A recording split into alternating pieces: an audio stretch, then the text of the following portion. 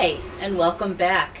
I'm Meg Dendler, and we are on chapter 15 of Why Kimba Saved the World. This chapter is called Outside, so I thought it would be appropriate if we actually read this outside. I'm out on the balcony of one of our porches here, and you may hear some cars going by. We actually live fairly near one of the thoroughfares in town where some trucks go by. But we're just going to pretend that's not happening and go ahead and enjoy our time outside. Probably a lot more than Kimba enjoys her time outside. Chapter 15. Remembering back to how intent she had been on getting out of the house all those weeks ago, Kimba could only sigh. Accomplishing her mission and feeling total freedom had taken over her thoughts to the point that she would not play or pay attention to the family at all. She avoided every cuddle and hid from Leah more than ever. Finding a way out of the house had become her only desire. What a waste, she sighed, thinking back. It was supposed to have been a turning point in realizing that cats are better off without humans to boss them around. She knew that was the lesson Regalis had wanted her to learn. But that trip outside had been one of the most terrifying moments of her life. Even now she shuddered just thinking about it. Her moment to escape and break free had finally come a few days after getting stuck in the window screen. It was the middle of the afternoon, and Mama had just come back from the grocery store with bags and bags of things. As she was carrying a load in from the car, the phone rang. Mama answered it quickly, plopping the groceries on the counter. It must have been something important, because she became totally involved in the conversation. There's our loud truck for us. Mama didn't realize that she'd left the door open. Hesitantly, Kimba peeked out and saw that beyond the door sat the car, with the trunk still up. Beyond the car, the garage was also still open. Kimba gulped. She was looking at a straight shot open to the big wide world. She could smell the grass and the fresh air. Freedom was staring her in the face. Standing a few feet away from Mama, Kimba could see her path clearly. Out the door, past the car, out of the garage, and straight onto freedom. It was too easy. She glanced up at Mama, her back turned now, speaking excitedly into the phone, completely unaware of the daring plot unfolding behind her. This was Kimba's chance. She glanced around to see if anyone else was watching. Kimba noticed Miss Fatty Cat in the living room off to one side, hunkered down, observing her. Was she going to try to stop her? Would she run out too? Kimba didn't dare make a noise to ask. Kimba fixed her gaze on her line of escape, gathering all of her courage and determination. Mama's "No, no, baby" rumbled in her head, but she wasn't a baby now. The time to claim her destiny had come. She was a free-born cat. Time to be free. Kimba crouched like a tiger, like a lion. Her back end waggled side to side in anticipation. Then, like a flash of white lightning, she dashed straight through the door, past the car, and out into the world. Miss Fatty Cat did not follow her. The moment Kimba hit the driveway, she was shocked to find that things were not as she had expected. This was not a cool morning like she had felt through the window a few days back. The air was hot and wet and felt heavy around her. She squinted her sensitive eyes and tried to look at the sky, but it was huge and bright and blinding. The next moment she became painfully aware that the driveway under her feet was hot. Not warm and cozy like the sun felt through the window. Burning hot. Not sure where else to go, she scampered off into the grass on the far side of the house, out of view from the doorway. The grass was much cooler under her feet, but it was not as soft as she had imagined. It was mostly crunchy feeling, more like litter than a blanket. She tried to cool her burning paw pads with some gentle licks, but they were terribly sore. Above her head, a huge blackbird in an oak tree scolded her. "Caw!" it racketed. "Get away from my tree! Get, you stupid cat, get!" Startled, Kimba dashed under a nearby bush. It smelled musty in there, but at least she was safe from the hot, hot sun and the angry bird. She recognized the smell of the wood chips under her feet, but they were even more uncomfortable than the pokey grass. This was a huge mistake, she thought in horror. Outside is nothing like I thought it would be. I'll just run back inside and forget the whole thing. But in that moment of clarity, she heard a loud slamming noise from the garage, and then the familiar sound of the garage door moving. It was usually a sound that meant it was time to welcome the family home. This time, Kimba was on the other side of the door. As she peeked out from under the bush, she saw the garage door swing firmly closed.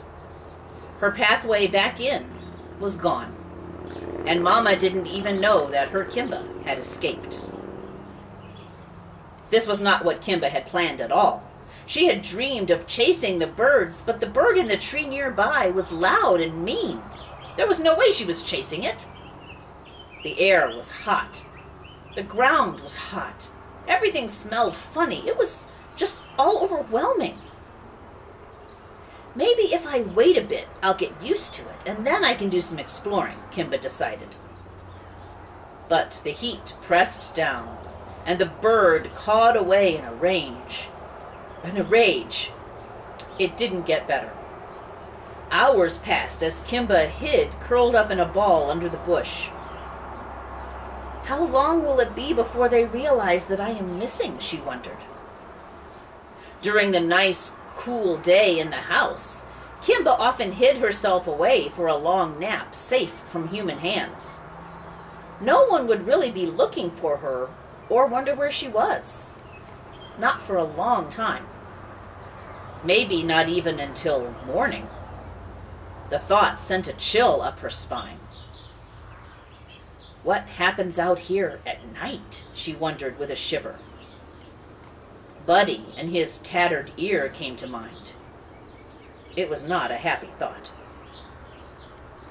During those hours, Kimba certainly observed many things that she could report back.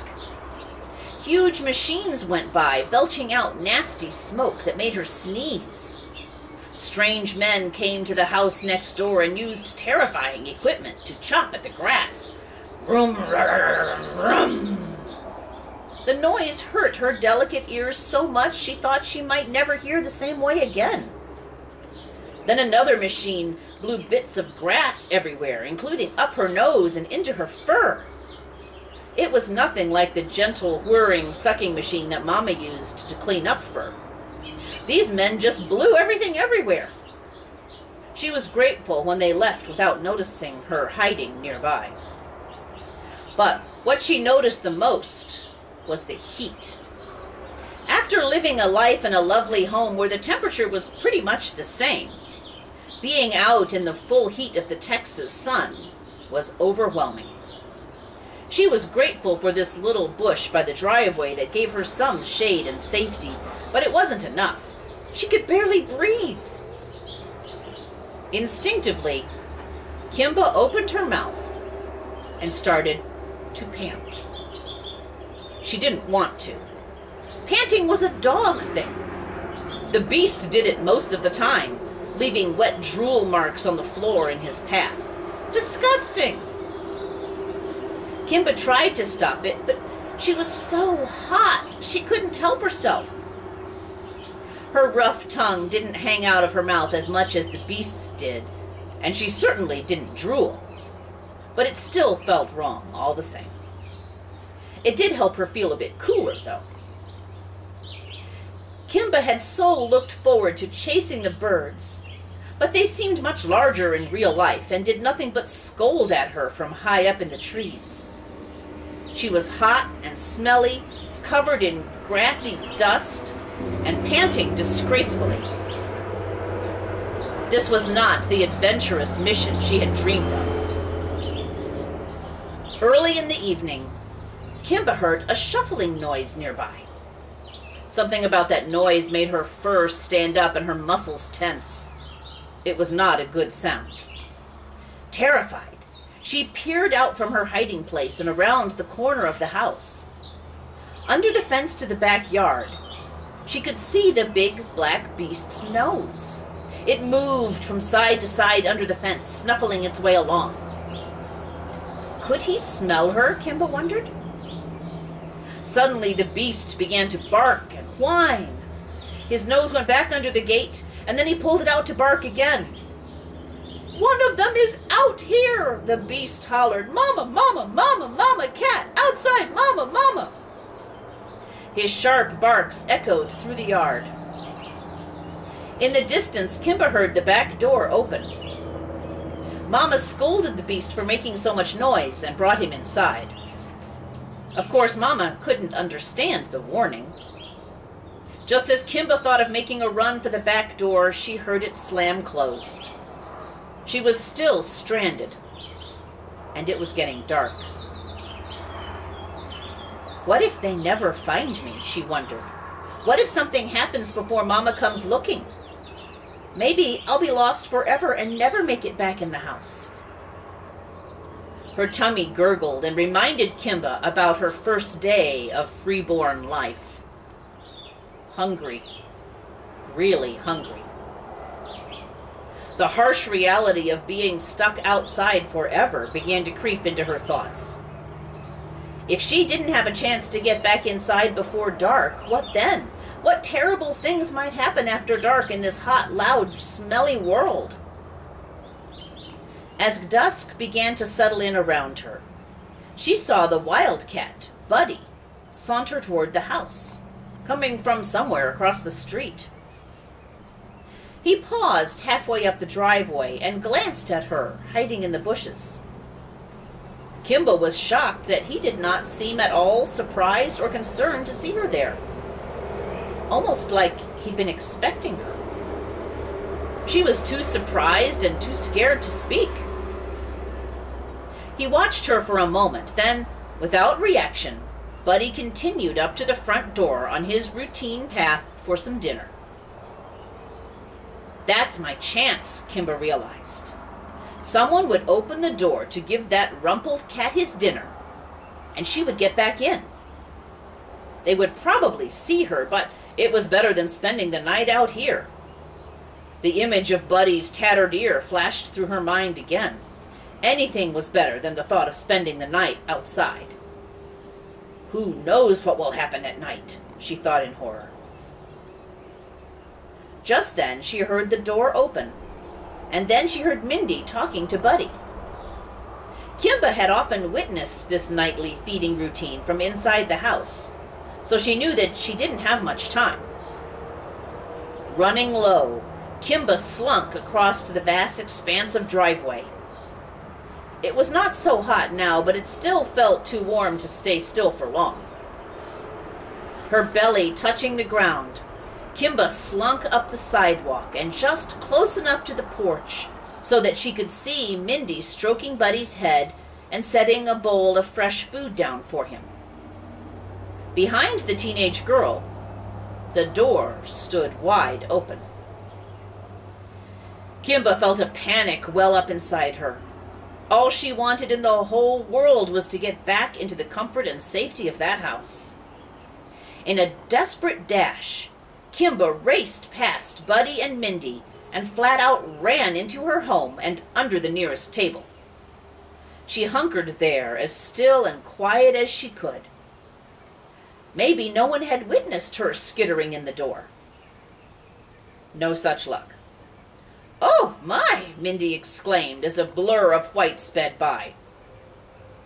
Buddy simply bent down, unfazed, to enjoy his evening meal. "Mama," Mindy called out, "I think Kimba just came in from outside." "What?" Mama called back from the kitchen. "Kimba was outside," Mindy yelled louder. From her new hiding place under the dining room table, Kimba saw Mama come hurriedly around the corner. "She was out?" Mama said anxiously. "Yeah," Mindy said, stunned. "I saw her run back in when I was feeding Buddy. She went that way." Mindy pointed to where Kimba now hid, and moments later Mama's face came into view as she crouched down to peek under the table. "Baby, are you okay?" she asked. Kimba sneezed. "I'm okay," she thought. "Just dirty and smelly and thirsty and tired." And a little bit ashamed, she had to admit. Her grand adventure had turned into a huge disaster. Her mission was a total and complete failure. Unable to express herself better, Kimba simply made a sad little sound. "Meow," she whimpered. Mama reached in and gently pulled her out from under the table. Kimba was too tired to protest. Mindy brought a towel from the kitchen, and Mama wiped the grass and dust from Kimba's pure white fur. "It's all better now," Mama assured her. "You'll be clean soon." Normally, Kimba would have fought against such attentions, but this evening she found a deep peace in being loved and cared for. Checking every bit of her carefully as she wiped her clean, Mama finally seemed satisfied that Kimba had come through her adventure unharmed. "One blue eye and one green eye," she said quietly, rubbing Kimba gently on the soft ridge between her eyes. "Just as it should be. Everything's fine." Having taken as much fussing as she could, Kimba finally wiggled free and began to clean her own fur, as a cat should. Yes, everything is fine now, she thought. But what in the world am I going to say in my report? The outside world is terrifying and dirty? That didn't seem very agent-like. Making sure to stay clear of any mirrors, Kimba finished her bath, sloughing away all evidence of the outside world, and then headed into the kitchen for a nice meal. Maybe she'd wait a few days before reporting this mission. She hoped Hero was asleep so she could keep from admitting any of it to her sister. That's the end of chapter 15. You know, the real Kimba has never gotten outside. We took her out once on a little kind of leash lead, and she was not very impressed. She freaked out a little bit. When I wrote this, the time that the story was written in, we actually lived in an area where there was a lot of construction, and it really wasn't safe for any of the cats to be outside, and now we live in the woods. So again, it's still not safe. But I have had cats that have lived outside and enjoy it. Buddy is a real cat. He did love being outside, and he did stay outside all through Hurricane Ike, like I mentioned in the book. He wanted nothing to being in the house. He wanted to be out where he felt safe, where he felt in control. Join me next time for chapter 16. Thanks.